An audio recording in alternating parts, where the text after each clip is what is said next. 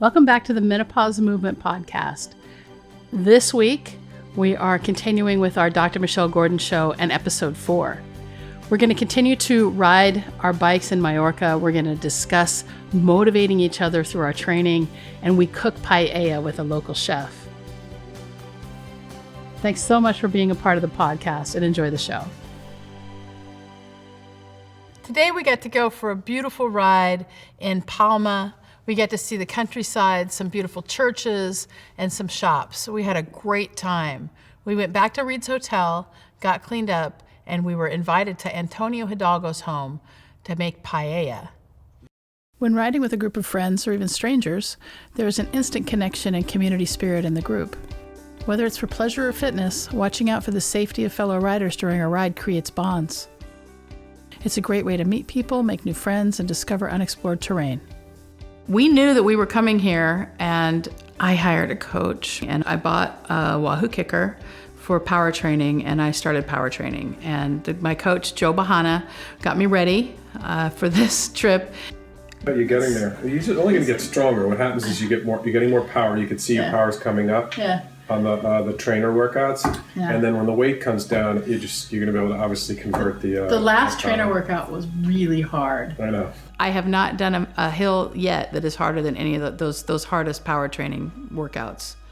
So thank you, Joe. What I loved about riding with other people, even if I didn't know them, it's just this community of like-minded people and supporting everybody. And I did join a cycling club where I lived, and I found that when I was riding with the whole group, I was riding longer, faster, harder, working harder, and it was more motivating for me. And Molly was in the same situation in where she lived, and sometimes we would call each other and say, hey, I'm going to ride right now. And so we knew we were riding at the same time, and it almost felt like we were riding together because I knew I was going to tell her how far I went and how much elevation and how she was going to tell me. And it was sort of felt like I was riding with somebody. When we all found out who each other were through social media, there was a lot of texting and phone calls, and Shannon was a regular. She and I both didn't have anybody really to ride with consistently, so we would call each other and like, you going out for a ride, even though there was a time difference. So it felt like I was riding with Shannon, so I had that kind of encouragement, which was totally great. But Katya would send crazy little messages, and talking to Christine, of course, I stalk you, so I talked to Christine all the time, you know. But it was fun getting to know each other. I think we went like 2,000 feet today and 30-something miles, which 30-something miles really great. You know, I kind of do that back home. But there was some climbs and there were some hills and, you know, oh my gosh, it was really great. Kept up with the group. We had a great time laughing, you know, if we could, high-fiving each other, thumbs up, you know. It was awesome. It was so incredible.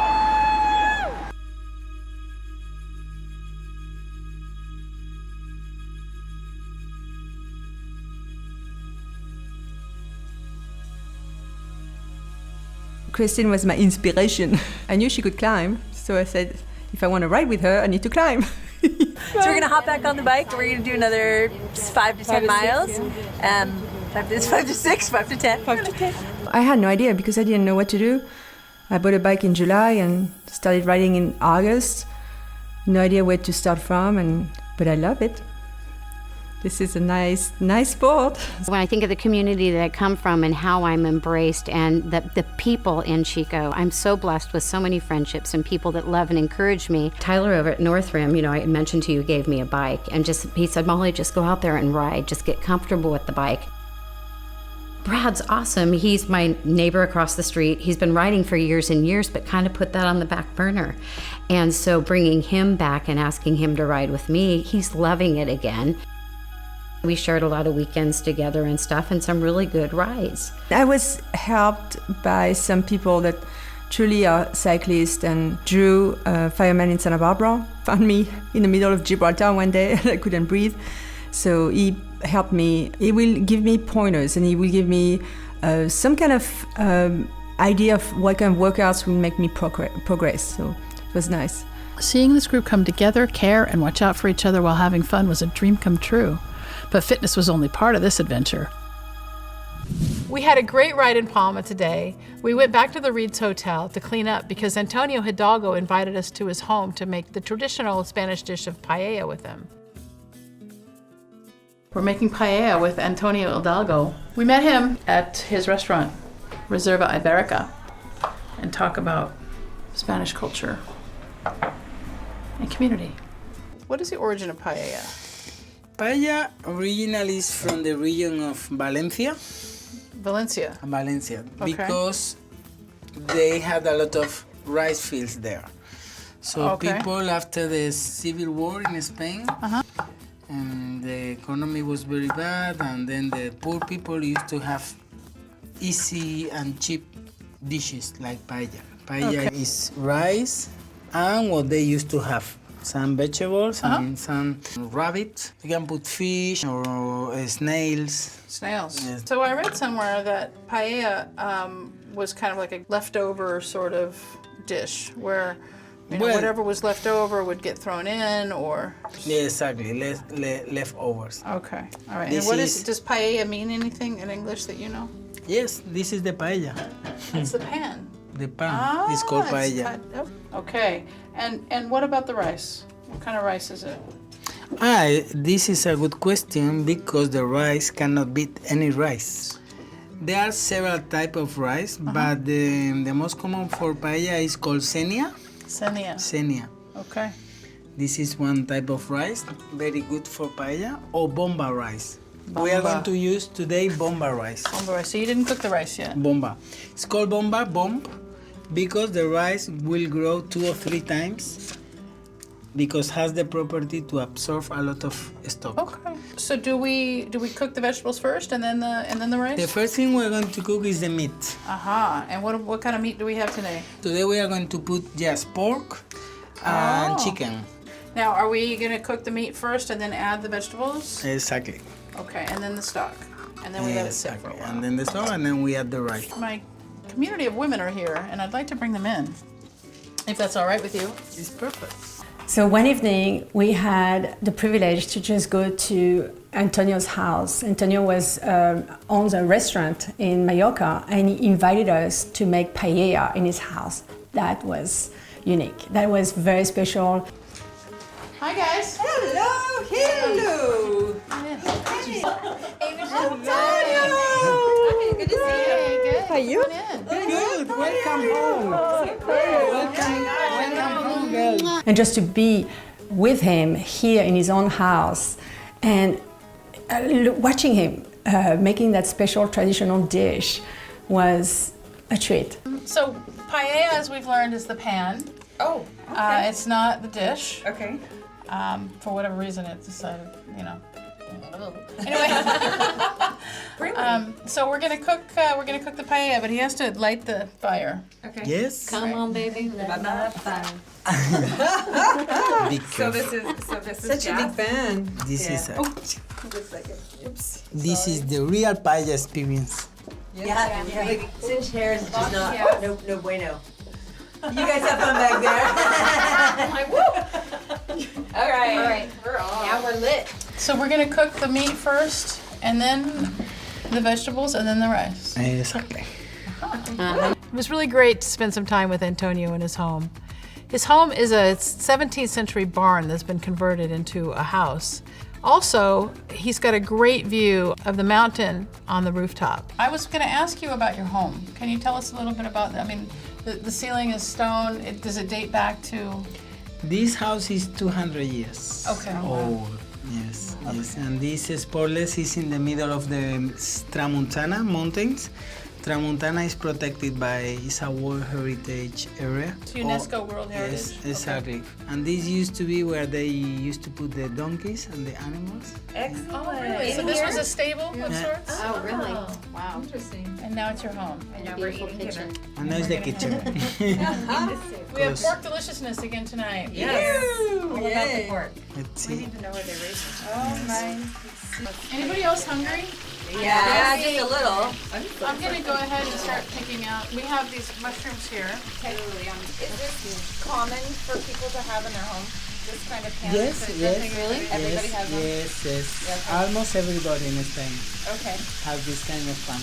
Paella is also a festive dish that people cook on Sundays because it's a day off. Also, we talked about the tradition of paella, how the ingredients of paella are whatever around, whatever's kind of left over. And that goes back to the whole farm-to-table concept. Different cultures have different cuisine based on what's locally available. And that's why I'm so fixed on making sure that we get locally sourced food. Watching him making that special traditional dish was a treat. He shared with us also that this is a unique dish, but it's also bringing the family together. They share every Sunday. They invite the family and to get together. This reminds me so much of my adopted family in France. That's what they do. And since I was a little girl, I always saw a lot of their kids sharing a meal together after church, or just being together, having coffee under the trees. And I just love that. And then now, as an adult going back, they still share that tradition of spending time together. Sunday is kind of special family time. I just felt like, oh, Spanish, but the French do that too. So you're able to pass this tradition on. Exactly, this has a very long tradition. Sometimes you cook it away from home. Okay. You take everything like this, the gas and everything to the... It's like a barbecue. Yes, Oh, wow, yes. okay. I didn't see that. Spanish barbecue. Yeah. Well, it's going to be fun for us because we're like a new family, a new community going on this trip of a lifetime here, and we're very excited to share this with you. So he set it up on a table and put that huge dish on top of it, and he started adding ingredients and spices. I'm like, oh, and you were just like taking it in. It's just like really nice. What do you think the time frame is from start to finish for this dish? Like an Total hour? time? An hour of preparation? Yes, And then the another cooking time, another 30 minutes? Cooking time is 30 minutes, so 1 hour and a half. Now you can put the tomato. Oh, the tomato. Oh, okay. So you put the special paprika in here. You were Yes, telling yes, me about smoked that. paprika, yes. So it's smoked paprika. So Is that tomato sauce?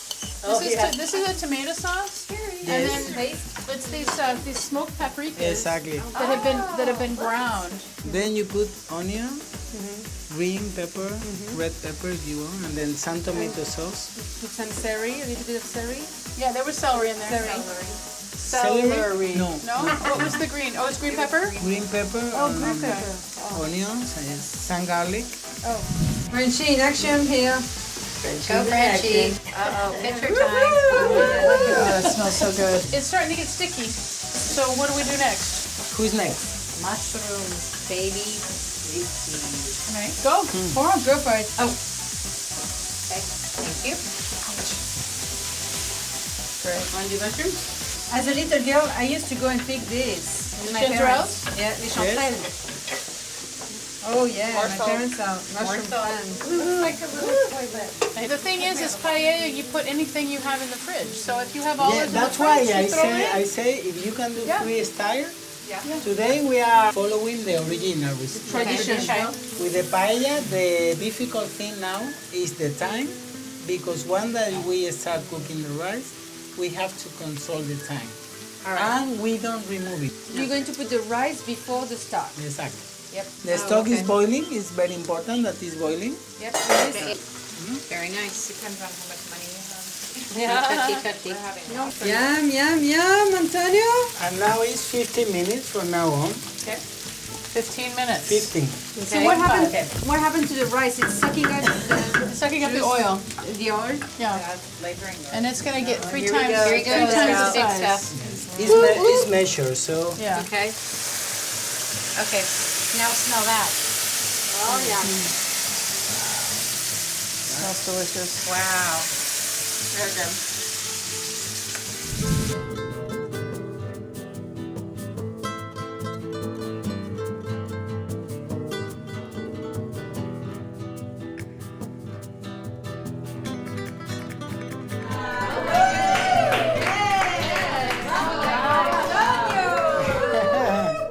Oh my gosh. be careful. Oh my gosh. Look at that. That's what the lemon was for. so sure. They love paella. They told me they You can love put paella. lemon now in the top. I'm in. He's got to mix it up on Sundays, though. Would you like some lemon? Yes. We made paella. Mostly you made it. We didn't make it. Mostly you made it. We just watched. Well, but you know the steps now. I do. I do know the steps, and it's nice because unlike risotto, it's not as intense as risotto. Well, let's try it. Let's do it. Yeah, This is divine. the smells are just... We cooked paella with Antonio. It was so delicious. I can't describe how delicious it was. There were these crunchy bits at the bottom of that pan that we were fighting over. It was so good. So if I could explain for the viewers at home, you've got a crunchy rice and It's really good.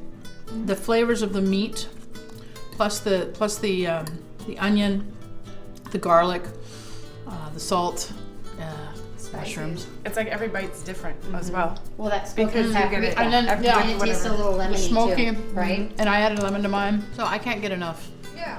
I need more. I want the burnt parts. I like things that are burnt. The crew is nodding. Enjoying the delicious paella around Antonio's table with the ladies, we started talking about our own senses of loss, things we've lost throughout our lives. And we started talking about how our loss affects our lives. Tell me about your ex-husband. He is one of my best friends. And I think why we're such good friends is because of forgiveness. I know we had a lot of family problems, a lot of issues, but forgiveness allowed us to be just great friends. It took him going through his meth and the crazy shit that he did. What? He got into meth. He's an addict. Yeah. So I had little ones and chose that just is not the lifestyle I want. I've tried to correct this situation, never got corrected. And so I asked him for a divorce. But where the best friend story comes in is, and he never went to rehab, anything like that, but he cold turkey quit. Okay. And there's a retreat that he and my son have gone on since Hunter was in kindergarten. Every year it was father-son camp out with a bunch of non-denominational churches every year. Even when he was in his crazy with the meth, he still went. Okay. And the one year that he went, it was very late at night, and I got very, very panicked, and I was just one of those things where I'm packing my son's bag, just going, I just really don't want to do this, but it's a tradition that they've had for years. And he came back, and it was really late, like 2, 3 o'clock in the morning, and the door opens, and I'm like, oh my God, he was bawling like a baby. I'm like, oh. I mean, my heart just like, I'm like, where's Hunter? Where's Hunter? He's in the car, he's sleeping. I mean, I lost it. And he dropped to his knees, and he says, I have ruined everything that this family, you know, and I need to. So is this after you were divorced already? No. Or you were No, still we were married? still kind of going through that. Here's your papers. Here's your sign. You know, and he just begged for forgiveness, and he says, I just don't want to ever lose you. And I'm like, well, you've lost me, but you know, I didn't say that then, but you've lost me. I mean, my heart was gone at that point. But, and it was that still, you know, hate you, hate you, hate you, hate you, probably about a year. But it was one of those things like, okay, you just said that. The recorder, can you do one more time? Say it again so I can play it over and over and over, because the healing thing was really hard. I worked as a full-time nurse, morning, noon, and night. I had little babies. I was raising a stepdaughter. There was a lot that went to that. There was a time where my brother Tim and I had a disagreement. Yeah, around the time that Jerry was using meth, he got really pissed at me and was just like, you know what, why are you so hard on Jerry? I'm like, okay, because so meth is something you don't get hard on somebody about, you know? And he says, you are a bad mother. And I'm like, there was about a year where Tim and I, and we were very close. Tim is your brother. Tim is my brother, where we didn't talk at all. Okay. And it was one of those things where it really hurt me, because my youngest brother, Chris, and my brother, Tim, I felt were very, very close to me. And it was one of those things where I just had that voice, you know, that Holy Spirit just go, you know what? You need to go and ask your brother for forgiveness. I'm like, are you kidding me? I did not do a thing. Wow. He's the one that said I was a bad mother. Blah, blah, blah, I'm not going. And it just still was just piercing me. I'm like, oh, all right, okay, I'll go. And I went there, and he wasn't in his office. I'm like, okay, so what was that all about, right? Right, okay, I did it. Wipe my hands, we're done, right? But probably a couple days later, I got that again. It's like, go back right now and apologize. I'm like, okay, I will be obedient. I went, and he met me at the door, and he just said, sis, I love you so much. I was so wrong for what I said to you. And I'm like, wow. And seriously, forgiveness is so key in any relationship. Anything we think we can do, as long as we believe we can do it, we can. Napoleon Hill says in Think and Grow Rich that anything the man of mind can conceive and believe, he can achieve. And I want to say that it's not just for a man, it's for a woman too. Shannon, can you tell me about your sister who passed away about 2 years ago, right? Three, yes. Okay. My older sister, Kelly. We shared a room. Gosh, this is turning into one of those things. For 17 years, and she went off to college. About 4 years ago, my sister was having trouble, in her abdomen, and she couldn't go to the bathroom, and she thought, well, maybe there was some issue. She thought maybe she needed a hysterectomy, and since I'd already had one, she called me and said, hey, this is happening to me. What should I do? And I go, that doesn't sound like you need a hysterectomy. It sounds like you need to go to the doctor right now. Mm-hmm. So she went, and they ran some tests about, not just a few hours later. I think it was her, I don't even remember now who called me. Maybe it was my mom. And said, you need to get here now. And I'm like, whoa, what happened? From hey, I've got these issues, I'm gonna go to the doctor, to you have to get here right now. I had 18 hours to get there. And then we were there for a while, and they still didn't know what was wrong with her. And it turns out it was a tumor on her cervix. So she had cervical cancer. She had cervical cancer, and the tumor was resting on the ureters, which is why she couldn't go to the bathroom. She couldn't pee? No. So did they give her percutaneous nephrostomies? Did she have? She had nephrostomy tubes. Okay. Yeah. Okay. Yeah. I almost Did she forgot feel what they were better called. after that? No, not really. Long story short, they put her in radiation right away, but then they had to radiate her from inside and outside.